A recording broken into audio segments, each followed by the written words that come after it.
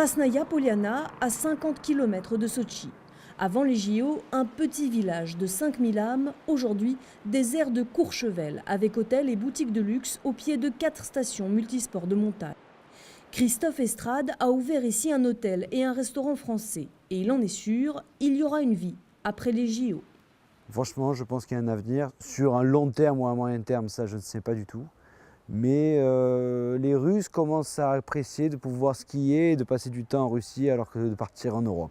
Avant les Jeux, Sotchi était déjà une station balnéaire très prisée en période estivale.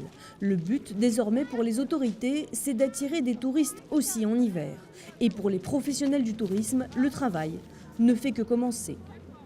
Il y a désormais un grand nombre d'hôtels 4 et 5 étoiles et nous devons faire une grande campagne marketing pour attirer une clientèle totalement nouvelle. Qu'en est-il des immenses installations construites pour les JO? Les 5 stades olympiques deviendront des centres d'entraînement ou d'exposition. L'immense Media Center, lui, sera transformé en centre commercial. Mais pour ce blogueur qui vit non loin du parc olympique, c'est un non-sens. Ça se situe dans la partie non urbanisée de la ville. Et ici, il n'y aura jamais de demande pour un tel volume de surface marchande. L'enjeu immédiat de ces Jeux Olympiques, le prestige de la Russie. Mais le futur devra aussi justifier le pari le plus ambitieux de Vladimir Poutine, faire de Sotchi un pôle économique et touristique international, un pari à 37 milliards d'euros.